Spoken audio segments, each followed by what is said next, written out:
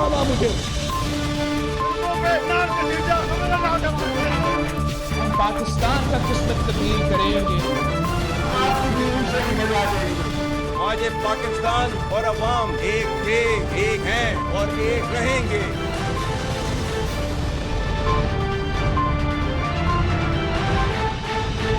अस्सलाम वालेकुम। प्रोग्राम में आज चंद अहम मुद्दात के हवाले से बात करेंगे। एक तो वज़ीर आज़म ने आज अपोजिशन लीडर को ख़त लिख दिया है। उमर अयूब जिनका ताल्लुक पाकिस्तान तहरीक इंसाफ से है, पार्लियामेंट में सुन्नी इत्तेहाद काउंसिल की सीट पर बैठते हैं और उनको लिखा है वज़ीर आज़म ने अपोजिशन लीडर को कि आइए election commissioner, chief election commissioner और इलेक्शन कमीशन के दीगर जो मेंबरान हैं उनकी तैनाती पर मुशावरत करें एज़ पर द कॉन्स्टिट्यूशन। अब ये ऐसे वक्त में हो रहा है कि जब समड़ियाल का इलेक्शन मुस्लिम लीग नून ने जीता है और पाकिस्तान तहरीक इंसाफ ने शदीद धांधली के इल्ज़ामात आयद किए हैं, बावजूद इसके कि जो आज़ाद इदारे हैं मसलन फैफिन वो इस बात की रिपोर्ट में गवाही दे रहे हैं कि समड़ियाल का इलेक्शन मजमूई तौर पर साफ शफाफ रहा और जो गिनती का अमल था, जो वोट काउंटिंग का अमल था वो भी मुनज़्ज़म और साफ शफाफ रहा। लेकिन बहरहाल पाकिस्तान तहरीक इंसाफ का एक क्लेम है ना सिर्फ समड़ियाल के ज़िमनी इलेक्शन पर बल्कि आम इंतखाबात 2024 के हवाले से भी।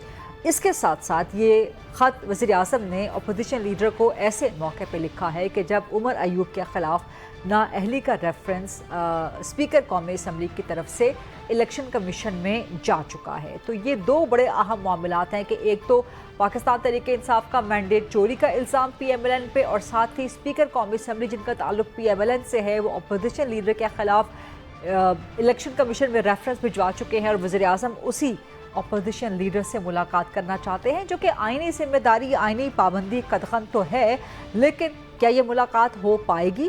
क्या चीफ इलेक्शन कमिश्नर ने उनकी तैनाती हो पाएगी? क्या पाकिस्तान तहरीक इंसाफ के तहफ़्फ़ुज़ात हल हो पाएंगे?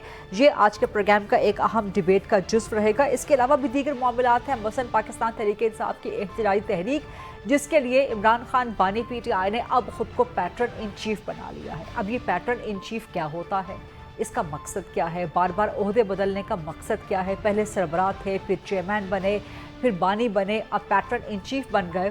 तो क्या ओहदों की बार बार तब्दीली से पाकिस्तान तहरीक इंसाफ की सियासी किस्मत तब्दील हो सकती है? इस पर सवाल करेंगे। और क्या पैटर्न इन चीफ जो जमात का पाकिस्तान तहरीक इंसाफ का आइन है क्या उसकी इजाज़त देता है? क्या वहाँ पर ऐसा कोई ओहदा मौजूद है? कुछ डिबेट आज प्रोग्राम में बजट के हवाले से करेंगे। पाकिस्तान का डिप्लोमेटिक मिशन अमेरिका, यूरोप में मौजूद है, रूस में मौजूद है डिप्लोमेटिक मिशन, उनकी कामयाबी की सूरत हाल क्या है उस हवाले से बात करेंगे। तो ये बेसिक आज के मुद्दात हैं। प्रोग्राम के फ्लोर को ओपन करते हैं डिबेट, डिस्कशन, क्वेश्चन आंसर्स के लिए। मेरे साथ मौजूद हैं बैरिस्टर अकील मलिक साहब, वज़ीर मुमलिकत हैं, बराए कानून और इंसाफ और मुस्लिम लीग नून के मरकज़ी सरकर्दा रहनुमा हैं। इसके अलावा ज्वाइन कर रहे हैं एडवोकेट फैसल चौधरी साहब, बानी PTI के वकील हैं या कहा जाए कि पैटर्न इन चीफ के वकील हैं। तो आपसे ही शुरू कर लेते हैं एडवोकेट फैसल चौधरी साहब, what is pattern in chief? और अब आप बानी के वकील हैं या पैटर्न इन चीफ के वकील हैं? बस हमने कहा आपको एक नई टर्म देते हैं, आप भी बानी कह के बोर हो रहे हैं। नहीं, हम तो इमरान खान कहते हैं। नहीं, आप कहते हैं ना, बहुत सारे बेचारे नहीं कहते। तो पैटर्न इन चीफ हमने जो है वो टंग ट्विस्टर दिया है कि चलो याद करने में तो रहेगा ना। पैटर्न इन चीफ बनने का मकसद पैटर्न इन चीफ क्या PTI के कॉन्स्टिट्यूशन में कोई है ऐसा ओहदा? नहीं, ये PTI के कॉन्स्टिट्यूशन में नहीं है। PTI is all about Imran Khan. Imran Khan is all about dictatorship है। हाँ बिल्कुल, जिस मुल्क में डिक्टेटरशिप है ना, PTI में भी डिक्टेटरशिप है। जिस मैं आपको बताता हूँ कि मियां नवाज शरीफ रैबर बने थे, इसहाक डार साहब का जो ओहदा है डिप्टी प्राइम मिनिस्टर का, कॉन्स्टिट्यूशन में उसकी गुंजाइश है, लेकिन पाकिस्तान के पॉलिटिकल लैंडस्केप का हिस्सा रहा। लेकिन कोई कदखन है किस पे? डिप्टी प्राइम मिनिस्टर के ओहदे पर। इस जस्ट एक सेरेमोनियल है, यानी उनका नाम है इमरान खान साहब। पैटर्न इन चीफ में इमरान खान साहब को पैटर्न इन चीफ हमने इसलिए बनाया है कि वो चेयरमैन जो है वो गौर है, पार्टी के इलेक्टेड जो है। लेकिन तो चेयरमैन का तो ओहदा है ना आइन में, चेयरमैन का ओहदा है, जनरल सेक्रेटरी उनका इलेक्टेड पोस्ट होती है। जैसे जो मतलब सेरेमोनियल है इमरान खान, हाँ सेरेमोनियल है इमरान खान। नहीं, ये वो सेरेमोनियल ऐसे नहीं है। हाँ। वो ऐसे ही है जैसे अपना समझ लें कि कोई सरबराह किसी बहुत ताकतवर इदारे को होता है। तो हमारी PTI के सरबराह जो है और सरबराह किसी बहुत ताकतवर इदारे का, हाँ रूह रहमान इमरान खान है। खुल के बोल रहे हैं जी, सरबराह किसी ताकतवर इदारे का खुल के बोल। अदालत का चीफ होता है। अच्छा हाँ, मैं अच्छा, तो मैं कुछ और समझी थी। नहीं, आप वही समझेंगी।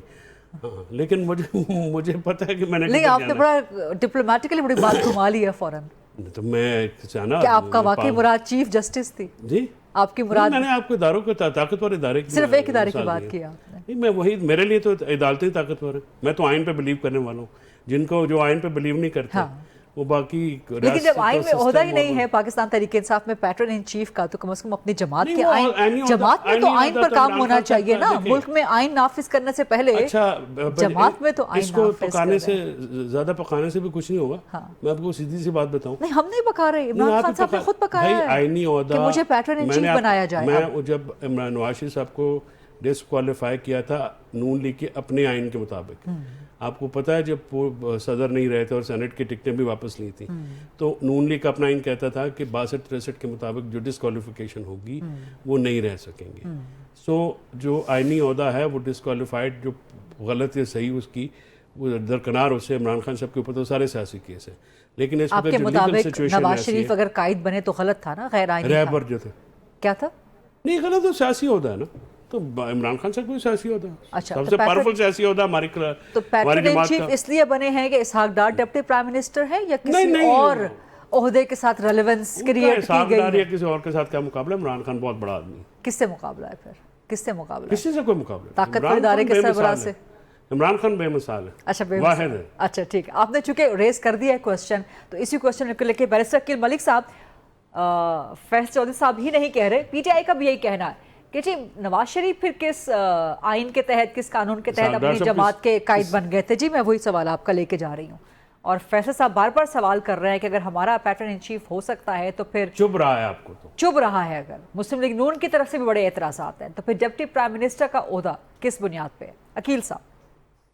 बिस्मिल्लाहिर्रहमानिर्रहीम, बहुत बहुत शुक्रिया गरीदा साहिबा। मैं बिल्कुल गुफ्तगू सुन रहा था फैसल चौधरी साहब की, और आज इनकी बड़ी डिफेंसलेस किस्म की ब्रीफ है, क्योंकि एक तो ना सिर्फ एक्टिंग चेयरमैन इनकी पार्टी के, बल्कि उसके साथ साथ वो सेक्रेटरी जनरल जिसका मतलब जो तस्वर ही नहीं है जिस तरह उसका चुनाव होना चाहिए, इलेक्शन होना चाहिए बाकायदा इनकी अपनी पार्टी के कॉन्स्टिट्यूशन के मुताबिक, उस तरह तो नहीं है। वो डिफंक्ट अपने आप को सेक्रेटरी जनरल जो है, ये पार्टी इसी तरह चल रही है। अब एक नया ओहदा उन्होंने कहा कि मैं अपने आप को खुद तरक्की क्यों ना दे दूँ, खुद ही उन्होंने तजवीज़ की और खुद ही उन्होंने अपने आप को ये टाइटल भी दे दिया पैटर्न इन चीफ का। और यहाँ पे जो नवाज शरीफ के साथ कंपैरिजन किया जा रहा है, नवाज शरीफ के साथ ना कंपैरिजन बनता है, ना वो कंपैरिजन आप ड्रॉ कर सकते हैं। हाँ। नवाज शरीफ को उसकी पार्टी ने और उसके जितने सपोर्टर्स हैं, वोटर्स हैं, उन्होंने कायद का लक़ब दिया था।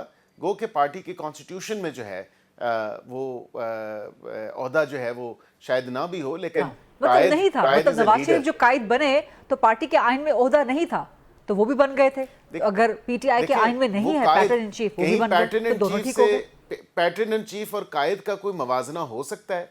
ये तो अवाम ने दिया ना, ये तो पार्टी के वर्कर्स ने दिया, पार्टी की जो लीडरशिप थी उन्होंने दिया, पार्टी के लोगों ने दिया। उन्होंने कहा जी आप कायद हैं, आप सदर नहीं रहे, प्रेसिडेंट नहीं रहे, due to whatever reason. वो भी हमें पता है कि क्यों, किस हवाले से, किस तरह किया गया सारा मामला, पानामा वाला, कामा वाला, वो आपके सामने और कौम और अवाम के सामने आ चुका है।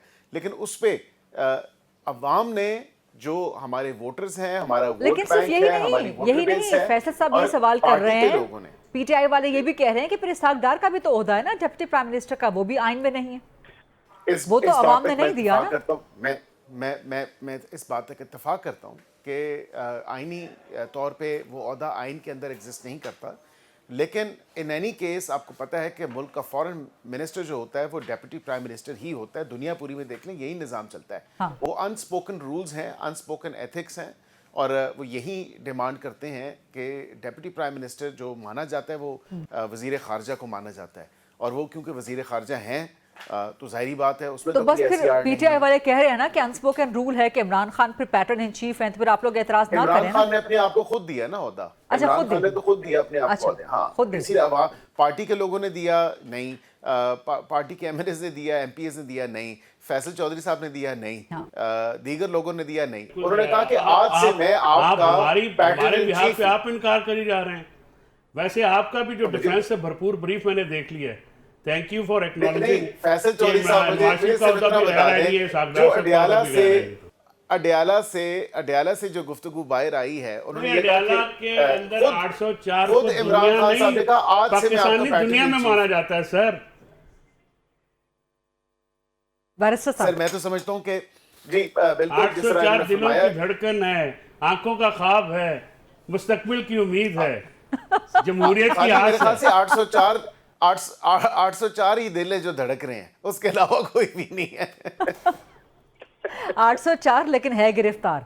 बैरिस्टर साहब, जी नहीं, देखिए मैं यही बात कर कैसी रहा हूँ, मेरी गिरफ्तारी है गुजारिश जो यही है कि अपने नजरिया आप को उन्होंने अवाम खुद जो है ये में टाइटल अच्छा दिया है, अकील मैं साहब को बैटरी जवाब चीफ तो हूँ। देने दें, अकील साहब को जवाब तो देने दें जी अकील साहब। मैं यही गुजारिश कर रहा हूँ, वो असल में बेसिकली उनका कहने का मकसद ये था क्योंकि वो अडयाला में हैं और मेरे ख्याल से उन तमाम कैदियों के वो पैटर्न इन चीफ बन चुके हैं, इसलिए ये टाइटल उन्होंने अपने आप को मौजू समझा कि मैं अपने आप को नवाज दूं उस टाइटल से। अच्छा, तो असल तो वो उनके जो कैदियों अडयाला के के पैटर्न वासी चीफ हैं, है। जो जेल जाहिर के है तो जो उनके सियासी कैदियों के पैटर्न चीफ पैटर्न हैं। चीफ तो वही हैं जिनको आपने गलत केसेस में, सियासी केसेस में गलत सजाएं दे के झूठे और अलग केसेस में फंसा रखा है।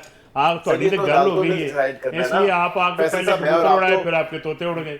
मैं और आप तो as officers of the court हम तो सिर्फ अदालत को असिस्ट कर सकते हैं, ये तो अदालतों का काम है क्या सही है क्या गलत है, किसको रिहाई मिलनी है, किसको सजा मिलनी है, कौन सी अदालतें हैं, सर? एक्विट करना है जी। ट्रायल कोर्ट से लेके अदालतें हैं आजकल सुप्रीम कोर्ट पाकिस्तान में? एंड जी बिल्कुल है, आईनी बेंच भी है, अदालतें भी है, सुप्रीम कोर्ट भी वो है, जो आपके हाई कोर्ट्स मातहत भी है, है। अच्छा, उनको आप अदालत नहीं, कहते हमारे हैं। मातहत तो नहीं है, हमारे मातहत तो नहीं है, वो अपना काम खुद जारी सारी रखे हैं। अदरवाइज हमने तो किसी के हुकूमत साथ का कोई ही हिस्सा interference होते हैं, एग्जीक्यूटिव का हिस्सा होते एग्जेक्टिव के नीचे नहीं होते, हैं, रियासत का हिस्सा होते हैं, लेकिन रियासत आप का कह रहे हैं हिस्सा- कि रियासत का बेस नहीं होता। रियासत का रियासत वो नहीं होती, जो आर्टिकल 7 है उसमें रियासत की डेफिनेशन और है। मैं ये कह रहा हूँ कि पहले पार्लियामेंट सबसर्वेंट थी, अब सुप्रीम कोर्ट को 26वीं तरमीम के बाद सबसर्वेंट कर लिया क्योंकि वहाँ पे गलबा है एग्जीक्यूटिव का और आप कह रहे हैं एग्जीक्यूटिव कि अपनी सुप्रीम कोर्ट मर्जी ऑफ से पाकिस्तान आजाद नहीं चीफ है। जस्टिस बेचारे आपके उनके इल्जाम पास लगा रहे हैं चीफ जस्टिस पाकिस्तान के ऊपर तो कोई ना वो 3 में ना 13 में कॉन्स्टिट्यूशनल बेंच जो है वो बनाती है हुकूमत। इन्होंने तासुब पैदा कर दिया है सुप्रीम कोर्ट में। आप बड़ा इल्जाम लगा रहे हैं चीफ जस्टिस पर सुप्रीम नहीं कोर्ट नहीं, पे। मैं इल्जाम नहीं लगाता, मैं सुप्रीम कोर्ट इज मैं नॉट जो जस्ट द हकीकत है चीफ वो बयान जस्टिस करता हूँ। बल्कि द एंटायर कोर्ट। नहीं, पूरी कोर्ट जो है वो बिल्कुल उन्होंने तासुब कायम किया। 26वें आईनी तरमीम में एक ही मेरिट, एक ही उनकी एज, एक ही काबिलियत, एक ही तजर्बा, उसके बावजूद आधे आईनी इख्तियारात इस्तेमाल करें, आयदे नहीं है, तो ये तासुब सुप्रीम कोर्ट में किससे कायम किया? लेकिन अपना या फिर आला अदालतों में आपने ऊपर प्रैक्टिस एंड प्रोसीजर कर दिया, हाई कोर्ट्स में है नहीं, तो तासुब वहां पे भी है। आपने सिंध वैसे में सब कुछ थोड़ा जजेस संभल को के जो है आपने मैं आ रही इन्हीं हूँ, अदालतों में आपकी पेश तरफ होना आ रही अपनी होता है। मर्जी के जजेस को आपने दिया है इख्तियार, आईनी जो पावर है कॉन्स्टिट्यूशन के लिए इंटरप्रेट, बाकियों से आपने ले लिया और लेने की कोई वजूहत नहीं है। क्राइटेरिया क्या है? स्वाय मासवाय के गवर्नमेंट की अक्सरियत होती है उसमें, उसके अलावा कोई क्राइटेरिया नहीं। अकील साहब जवाब देना चाह रहे हैं आपके चार्जशीट का। जी बैरिस्टर अकील मलिक साहब। जी मैं क्योंकि मुझे अपने भाई की फ़िक्र है और मैं बड़ा कंसर्न रहता हूं, तो मैं इसीलिए ये गुजारिश करूंगा कि इनको थोड़ा सा संभल के इस पर चलना चाहिए, क्योंकि एक सेपरेशन ऑफ पावर का कॉन्सेप्ट है और लेजिस्लेटिव, एग्जीक्यूटिव, जुडिशरी ये तीनों जो हैं अलग अलग हैं, इनके कॉन्स्टिट्यूशनल फ्रेमवर्क में अपना काम है। मैं इसलिए कह रहा हूँ कि मेरे भाई फैसल को थोड़ा सा केयरफुली चलना चाहिए इस पर, क्योंकि this might be seen by the August and honourable जजेस एज स्कैंडलाइजिंग द कोर्ट। तो इसलिए थोड़ा सा मैं सर जब मुझे कोई बुलाएगा तो मैं अदालत के सामने बयान दे दूंगा। अकील आप यही बयान देंगे?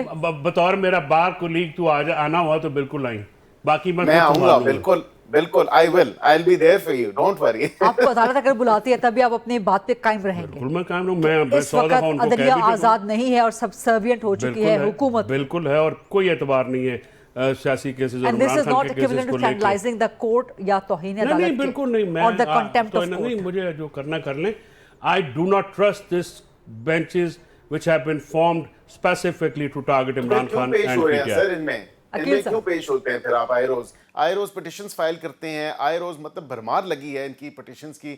आज हम इमरान खान से ना मिलने की पिटिशन दायर कर रहे हैं, आज हम इमरान खान की पेरोल की पिटिशन दायर कर रहे हैं, आज हम इमरान खान की जो है वो सहूलियात उसको जो मैसर नहीं है उसके लिए पिटिशन दायर कर रहे हैं। तो इन्हीं अदालतों में तो आप रुजू करते हैं, फिर क्यों जाते हैं, क्यों पेश होते हैं जज साहिबान? नहीं आई एग्री विद यू, नहीं आना चाहिए। जो रिव्यू का बेंच बनाया इन्होंने रिजर्व सीट्स पे अकील, ये थोड़ा सा भी अगर अकल हो हमारी लीगल टीम में तो इनको बिल्कुल नहीं जाना चाहिए।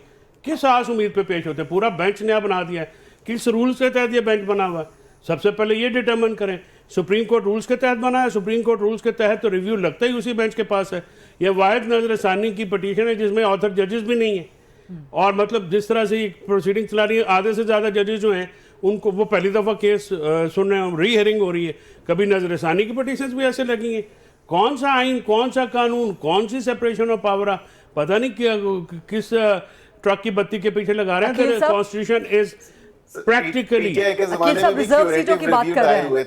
सस्पेंडेड। मैं उसी में कह रहा हूँ ना, अब इनको पता है क्यूरेटिव रिव्यूज जो पीटीआई के दौर में दायर हुए थे मत करें। अब 26वीं यानी तरमीम के बाद तो वैसे ही आपको पता है कि कॉन्स्टिट्यूशनल बेंच बनने के बाद तो आपको पता है क्यूरेटिव रिव्यू की हमने मुखालफत की थी कि ये फजूल सा काम ना करें। उस वक्त फिर आप हुकूमत में तो थे ना अकील साहब, लेकिन आपकी पार्टी हुकूमत में थी। नहीं, आप ये बताएं ना कि कॉन्स्टिट्यूशनल बेंच किन रूल्स के तहत बना है, किन रेगुलेशंस के तहत बना है सर? 26वीं आईनी तरमीम के तहत बना है सर। 26वीं आईनी तरमीम में कहां पे लिखा हुआ है जिसको पीटीआई ने चैलेंज कर कैसे बनेगा? You give me one single clause which you have amended through 26th amendment in article 175A which says कि ये बेंच जो है रिव्यू का इस कानून के तहत बनेगा। जी Akeel, because thank you very much. मैं यही मैं कहने वाला था कि 175A को देख ले कि कॉन्स्टिट्यूशनल बेंच की जो फॉर्मेशन है और उसके साथ बाकी रेलेवेंट जो उसके आर्टिकल्स हैं, there is no such provision sir। उसको देखें, अकील साहब को रिस्पॉन्ड तो उसको देखें तो सही ना कि सुप्रीम कोर्ट का सर आप दफ्तर बैठे हैं, हमें बता दें उसमें किस तरह आप जजेस ला सकते हैं, वो प्रॉपर जो है उसके सर 191 के तहत रूल बनने हैं कॉन्स्टिट्यूशन के आर्टिकल 191 के तहत। उसके तहत सिर्फ एक रूल है, सुप्रीम कोर्ट रूल्स 1980, जिसके तहत बेंचेस की फॉर्मेशन होती है, जिसके तहत केस लगते हैं, जिसके तहत कॉज लिस्ट बनती है, जिसके तहत बेंच बनते हैं, जिसके तहत जो जजेस वो सुनते हैं। अकील साहब आप मान रहे हैं फैसल चौधरी की बात? नहीं, इस हद तक एग्री करता हूं कि सुप्रीम कोर्ट के जो रूल्स हैं वो 1980 वाले ही चल रहे हैं। हाँ। अब उनको देखना पड़ेगा कि क्या रिव्यू ये उसके तहत सुना जा रहा है या 191 के तहत नए रूल्स जो बनने हैं हाँ। उसके तहत सुना अभी जाएगा। जो बनने हैं उसके तहत केस सुन के फारिग हो रहे हैं। Thank you sir. लेकिन बात नहीं, मेरी गुजारिश सुन लें कि क्या ये एक लीगल पॉइंट है।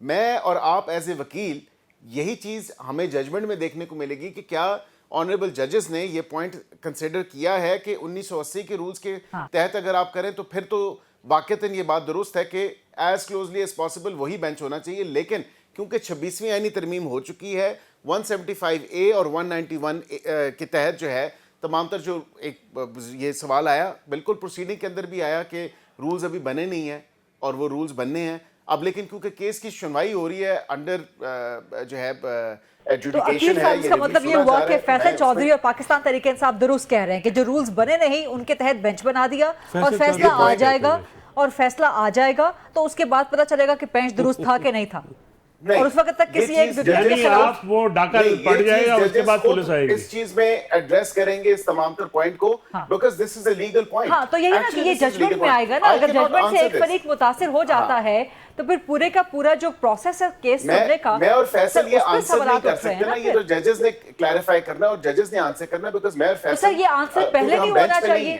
ये आंसर जजमेंट के बजाय ये आंसर पहले नहीं होना चाहिए केस के स्टार्ट होने से? देखिए अब क्योंकि सब्जुडिस है तमाम तर ये रिव्यू और उस हवाले से जजेस ने सुना है, तो मैं और वो सुन भी रहे हैं, और वो 16 तारीख जो है वो उसकी नेक्स्ट डेट ऑफ हियरिंग है रिजर्व सीट्स के हवाले से। लेकिन सर ये सारा खुरा जाता है ना 26वीं तरमीम के तहत जो आपने बनाया है, फिर तो यही तो कह रहे हैं फैसल चौधरी और पीटीआई। नहीं बना के देना ना, हम तो आइन में या कानून में तरमीम कर सकते हैं, हम रूल्स तो नहीं बना के दे सकते सुप्रीम कोर्ट को। अब आपको ये पता है, खुद बनाने। Aqeel with your permission allow me to say, वहाँ पे लाहौर से जो जज साहब नए एलिवेट हुए हैं या नए अपॉइंट हुए हैं सुप्रीम कोर्ट में, उन्होंने कहा कि ये फैसला तासुब की बुनियाद पे, और 2 जजेस जिन्होंने उस मेजॉरिटी जजमेंट पे फैसला लिखा है they are in the part of the bench. अब बेंच के मेंबर ने बेंच के मेंबरान को तासुब का इल्ज़ाम दिया। ये बहुत से, मैं आप या कोई और कहता रहे, जैद बकर तो कहते हैं जजेस इसको एड्रेस कर देंगे ना इस इशू को। नहीं, मैं आपसे अर्ज कर रहा हूँ कि इस कदर अलार्मिंग सिचुएशन है। देखिए अदालत जो है वो किसी की बाप की जागीर तो है नहीं, ना मेरी ना किसी और की, हम सब की है, और हम वहां पे जाते हैं आइन और कानून के तहत इंसाफ लेने, हक लेने, इंसाफ के कानून, इंसाफ का मतलब होता है कि कानून का एड्रेस कर देंगे ना जजमेंट में कि कौन से कानून के तहत उन्होंने ये रिव्यू जजेस का बैठना मैं समझता हूँ कानून के खिलाफ है। ये बेंच की फॉर्मेशन आइन और कानून के लेकिन आप खिलाफ है। समझते हैं, पीटीआई नहीं समझते, बिकॉज वो पेश हो रही है। नहीं, पीटीआई में उसमें दो देखिए, जजेस PTI ऐसे हैं ने जो ये बैठे हैं, जो एतराज़ ओरिजिनल लिया बेंच है, का लेकिन मैं हिस्सा समझता हूँ थे। कि जो आ रही हूँ वकील साहब, आ रही हूँ आपकी मैं तरफ। समझता हूँ कि इस पे बहुत पहले सबसे पहले एतराज ही ये लेना चाहिए था, और उसके ये जब तक बेंच इस पे नहीं सुन फैसला, सकता। हाँ, जब तक ये फैसला नहीं हो जाता फिर होना नहीं चाहिए। प्रोग्राम में डिबेट भी कंटिन्यूड है between barrister Aqeel Malik and advocate Faisal Chaudhry. एक ब्रेक का वक्त हुआ है, let's take a short quick break and then come back. जी welcome back after the break. Aqeel साहब जी, इसमें दो मेंबर्स ऐसे हैं जो ओरिजिनल जो बेंच था उसके वो हिस्सा रहे थे, और वो इसमें भी बैठे, इस बेंच में बैठे, और उन्होंने फ्रॉम द वेरी आउटसेट उन्होंने अपना फैसला सुना दिया, और उन्होंने कहा कि जी हम नहीं बैठेंगे बिकॉज ऑब्वियसली हमारा फैसला वही है, हम फैसला चेंज नहीं करेंगे। So from the very outset ये पता है फैसल साहब को, बात मीडिया पे भी रिपोर्ट हुई है। हाँ तो वो ओरिजिनल उस बेंच का हिस्सा थे जो दोनों जज साहिबान हैं। ठीक है। अच्छा, यहाँ वाली डिबेट से, बिकॉज ये डिबेट तो आगे चलती रहेगी, बजट का मामला भी है, लेकिन उससे पहले एक और इंटरेस्टिंग, क्योंकि हर मामले पे पाकिस्तान तहरीक इंसाफ कह रही है, मौक़िफ़ है उसका कि PMLN की हुकूमत ने उसको मुतनाज़ा बना दिया। रिजर्व सीटें, अभी यहाँ पे तनाज़ा खुल के सामने आ गया। एहतजाजी तहरीक का मामला हो, बजट का मामला हो, और उससे बढ़ के चीफ इलेक्शन कमिश्नर की तैनाती, वज़ीर-ए-आज़म ने आज ख़त लिख दिया, लेकिन वही इलेक्शन कमिश्नर या वही इलेक्शन कमीशन जिस पर PTI को एतराज़ है, अभी समरियाल का इलेक्शन, उससे पहले 2024 का जनरल इलेक्शन, एक तो ये, दूसरा वही अपोजिशन लीडर जिस पर आपके स्पीकर कौमी असम्बली ने नाअहली का रेफरेंस भेज रखा है इलेक्शन कमीशन के अंदर। तो ये क्या घन चक्कर चल रहा है अकील मलिक साहब? मैं इस पर भी आपको एक्सप्लेन कर, देखिए स्पीकर का अपना एक कॉन्स्टिट्यूशनल रोल है, और as custodian of the house वो पाबंद हैं, अगर उनके सामने कोई ऐसा मटेरियल रखा जाता है और वो उसको एनालाइज करते हैं, उसको देखते हैं कि in his wisdom and in लेकिन किस बुनियाद पे आप नाअहल करवाना चाह रहे हैं उमर अयूब को? देखिए, उनकी जो मेरी इतलात के मुताबिक उनके जो फाइनेंशियल इरेगुलरिटीज़ हैं या मिस डिक्लेरेशंस हैं, वो उसकी कोई दरख्वास्त या रेफरेंस गया था स्पीकर साहब के पास, जो रेफरेंस स्पीकर साहब ने फिर पाबंद हैं वो कानून के अपने आप को सेटिस्फाई करने के बाद, जो कि आई एम श्योर उन्होंने किया होगा as custodian of the house in accordance with all the rules and regulations. तो बिल्कुल उन्होंने उसको फॉरवर्ड किया। Election commission of chief election commission जो इलेक्शन कमीशन ऑफ पाकिस्तान है उनको फॉरवर्ड किया है।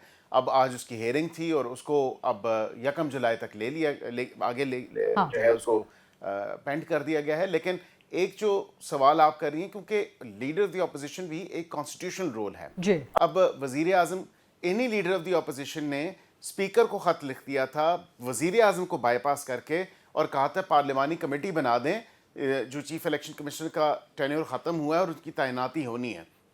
हालांकि पहला स्टेप जो कॉन्स्टिट्यूशनल स्टेप है, और ये फैसल साहब भी आपको बताएंगे, वो ये है कि लीडर ऑफ द ऑपोजिशन और वजीर आजम बैठ के जो है प्राइम मिनिस्टर ऑफ पाकिस्तान, लेकिन कल खत तो नहीं है ना, अगर ऑपोजिशन लीडर ने लिख दिया था स्पीकर को खत, जो कि कस्टोडियन ऑफ द हाउस है, उन्होंने बाईपास करने की कोशिश की ना वजीर आजम को। वजीर आजम ने कोई लीगल बार तो नहीं थी ना, कोई लीगल पार्लियामेंट्री बार तो नहीं थी। नो, लीगल बार है, बिकॉज 213 में ये चीज़ है, 215 में ये चीज़ वाज़े तौर पे लिखी है, जो मैं आपको एक्सप्लेन कर रहा हूँ। अब वजीर आजम ने उनको ख़त लिखा 16 मई को, और वो ख़त मंजर यहाँ पे भी आ चुका है, और उन्होंने कहा क्योंकि जो टेन्योर है चीफ इलेक्शन कमिश्नर का और उसके साथ 2 मेंबरान का सिंध और बलूचिस्तान के, उनकी अपॉइंटमेंट होनी है। सो आई इनवाइट यू कि इसमें हम 3 नाम जो हैं एज पर कॉन्स्टिट्यूशनल जो प्रोविजन है 213 की, उसके हिसाब से हम जो है इसको आगे बढ़ाएं।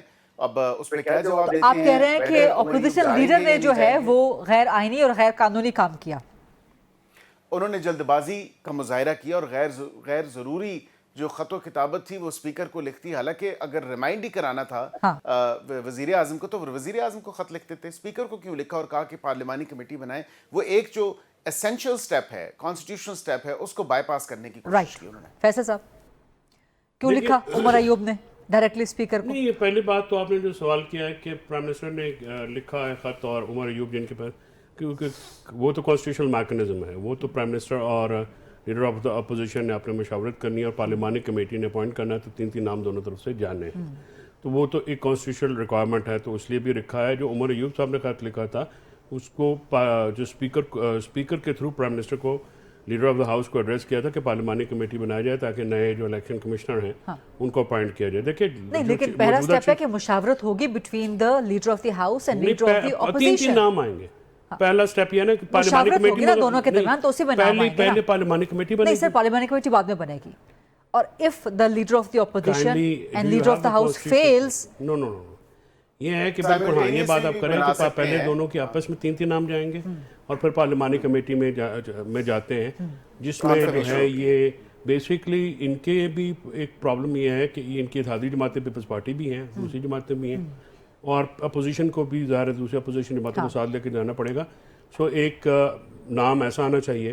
देखिए इलेक्शन कमीशन के जो मौजूदा मेंबरान हैं, इलेक्शन कमिश्नर हैं, उनकी वजह से इलेक्शन कमीशन बहुत ज़्यादा मुतनाज़ा बॉडी हो गई है और पीटीआई के लिए पीटीआई नहीं ज़ाहिर है आपने 8 फरवरी का इलेक्शन चुराया, फिर आपने ज़मीनी इलेक्शन में जो कारनामे किए, अभी समडायल में जो किया। इशू ये है कि अब एक चीज़ पे कंसेंसस होना चाहिए पॉलिटिकल जमातों का, एक काबिल कबूल इलेक्शन कमिश्नर आना चाहिए सबके लिए। ठीक, उसके लिए सर कोई ये भी काबिल कबूल थे वैसे नहीं जब लगे थे वो, लेकिन वो ऐसा आदमी हो जिसकी क्राइटेरिया भी ठीक हो और जिनके ऊपर नून, peoples party, PTI, Jamiat Ulama इस्लाम सारे ऐसे लोग हैं। ये नहीं है कि नहीं सर, इन पर भी किसी को एतराज नहीं था इंक्लूडिंग पीटीआई। मैं आज कर रहा हूँ ना कि इनका वो उस वक्त जो सूरत हाल थी उस वक्त के जो बाद में इलेक्शन की सर सिचुएशन क्या गारंटी है कि अब पीटीआई जो नाम देगी 4 साल के बाद, 5 साल के बाद नहीं ये दे दें, उस पर एतराज ये नहीं दे करें। दें, हाँ। कोई ऐसा नाम दे दे जिस पे सब पे हो जाए, हाँ। We will adopt it. उसमें क्या मसला है? हमें तो जो निज़ाम बेहतर करने की जरूरत है। हाँ। हम तो चाहते हैं कि इलेक्शन कमीशन एक इंडिपेंडेंट पावरफुल इदारा हो।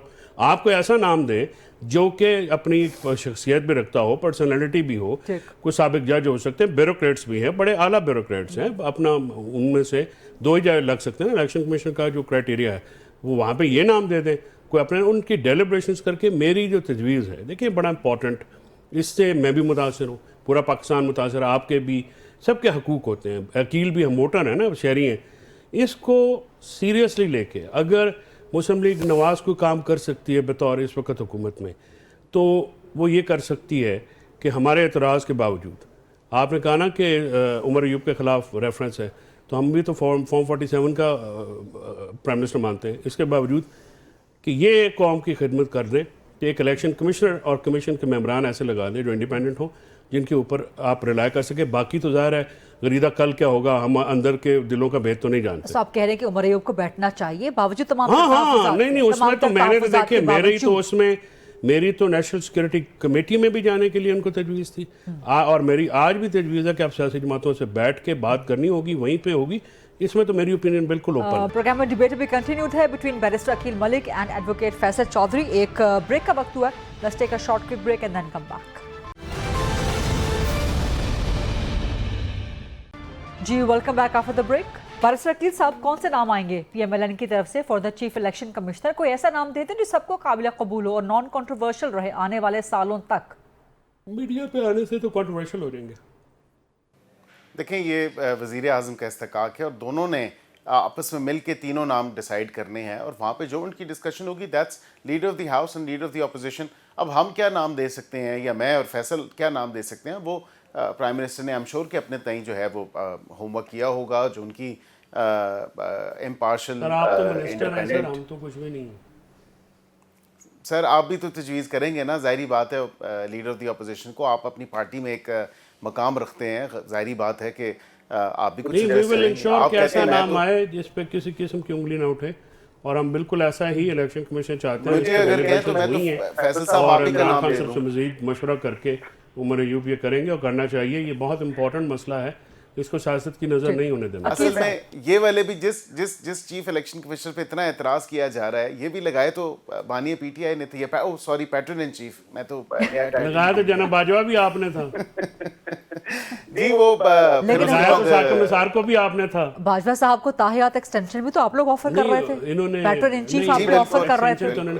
साकिब निसार साहब को भी आपने लगाया था। अकील साहब बस ये कई दफा की चल रही है, उसके बाद उन्होंने चल रही है अपने एजेंडास को या पर्सनल एजेंडास को, जो इन furtherance of their personal agendas, अगर कोई मुल्क को नुकसान पहुंचाता है या मुल्क की इकोनॉमी को डीरेल करता है तो फिर वो देख ले आज वो लोग किधर हैं। जरा आखिर में प्रोग्राम का बिल्कुल लास्ट लेग है।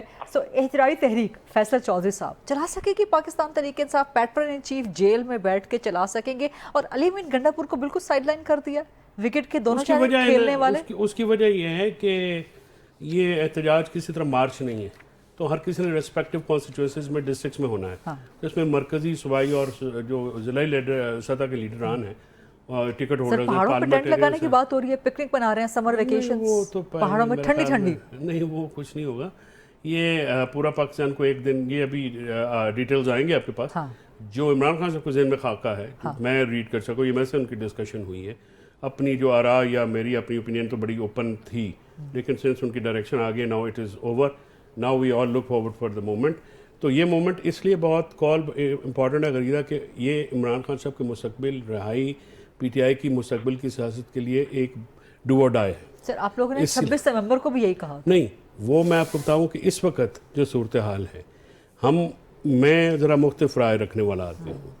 मैं तहरीक के बहुत ज़्यादा हिमायतियों में से नहीं हूँ, पहले भी नहीं था, लेकिन अब क्योंकि आ गई ये कॉल तो करनी होती है, क्योंकि इमरान खान साहब की डायरेक्शन के बाद कब होगी अब ये देखते हैं कि कब किस वक्त आती है। बजट के बाद आती है, बजट के पहले आती है, बजट के फौरन बाद आती है, फिर क्या पूरा बजट के बाद मुहर्रम शुरू हो जाएगा, गर्मी बहुत ज़्यादा पड़ जाए नहीं, तो इसीलिए जो है वो मार्च नहीं है ना, रिस्पेक्टिव अपने अपने डिस्ट्रिक्ट, अपनी तहसीलों में। हाँ। या किस तरह से करना है, तो वो एक मैकेनिज्म होगा। हम शायद एक दिन के लिए पूरे पाकिस्तान में कॉल दें कि आप पूरा पाकिस्तान जो है उसको करें, रोकें, मुजाहरे करें, आप अपना पूरा मन एहतजाज करें, बजाय कि किसी जगह पे ये जो डर जाती है हुकूमत कि कहीं आ ना जाए। बल्कि मैं तो कहता हूँ कि 14 अगस्त अपना 14 मीनार पाकिस्तान पे हमें वो दे दें जलसे की इजाज़त। हाँ। और हमारी तरफ से 2-3 बंदे मैं जमानती जमा करा देता हूँ। अच्छा, जमानती जमा करवा देंगे? हाँ, वो रख ले उनको, नहीं हम आते। कहाँ रखे, कौन रखे? ये हुकूमत रख ले, जेल में रख ले। नहीं, जेल में क्यों रखना किसी, मैंने कहा जमानती एक दिन पीएम हाउस में रख ले। कहाँ रखे? सारे केपी हाउस में होते हैं। अच्छा। तो इधर से ही रख लें उनको 2-3 को, तो हमें आलिया हमजा को दे दें इजाजत, तो हम मीनार पाकिस्तान पर जलसा कर लेंगे। अच्छा, नहीं जमानती कौन कौन रख लें? जमानती कौन कौन रख लें? ये जो अहदेदार हैं 3-4 हम दे देंगे कि इनको रख लें। ये बिल्कुल। कौन से वाले हैं? कौन से वाले? टॉप की लीडरशिप सारी। नाम दे देना। नहीं, मेरी लीडरशिप कहाँ, जमात आपकी नहीं, वो फिर जब बैरिस्टर गौहर को रखवा देंगे जब अंदर। वकील एग्री करेगा फिर बताऊंगा। बैरिस्टर गौहर को रखवा देंगे अंदर। नहीं, वो सारा तो 3 महीने पंजाब से रखने वाले 2-3। सलमान अकरम राजा, हाँ, वकास, सलमान अकरम राजा, गौर साहब को भी कहेंगे दिन के लिए बैठ जाओ, 1-2 और बैठा देंगे। आप लोग अपनी लाइन सीधी कर रहे हैं। बैरिस्टर अकील साहब कुछ कहना चाह रहे हैं? नहीं, जिन्होंने आना नहीं ना, मैं यही कहने वाला था कि ये तीनों वो नाम है जो वाकईतन कहीं नजर ही नहीं आते जब वो पार्टी पे इनकी मुश्किल वक्त आता है या जरूरत पेश आती है। ओनली शरीफ वकील साहब आप रखने को तैयार है सलमान राजा, शेख वकास अकरम? नहीं, भी नहीं है, बिल्कुल नहीं। अच्छा, वो भी लेने को तैयार नहीं है, वो भी लेने नहीं, कुछ नहीं यार, रख लो ऐसे ही होंगे ਤੁਹਾਡੇ ਕੋਲ। मेरी गुजारिश और मेरी ਸਾਨੂੰ ਜਲਸਾ ਕਰ ਲੈਂਦੇ ਹੋ, ਅਸੀਂ ਤੁਹਾਨੂੰ ਅੱਲਾਹ ਦੀ ਕਸਮ ਨਹੀਂ ਆਂਦੇ ਤੁਹਾਡੇ। फैसल साहब को शख्सी जमानत पे हम रख लेंगे। चले, मुझे रख ले, मुझे रख ले, जलसा करने की इजाजत है। बहुत शुक्रिया बैरिस्टर अकील मलिक साहब, एडवोकेट फैसल चौधरी साहब। ये था आज का programme. That's all, I will see tomorrow इंशाल्लाह 8 o'clock on GTV। अल्लाह हाफिज़।